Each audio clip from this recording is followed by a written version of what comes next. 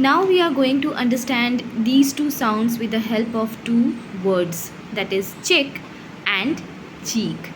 So what is the meaning of chick? That is CHICK, chick. Chick means baby chicken, and CHEEK, cheek, means this part of our face is known as cheek. Both the cheeks, right?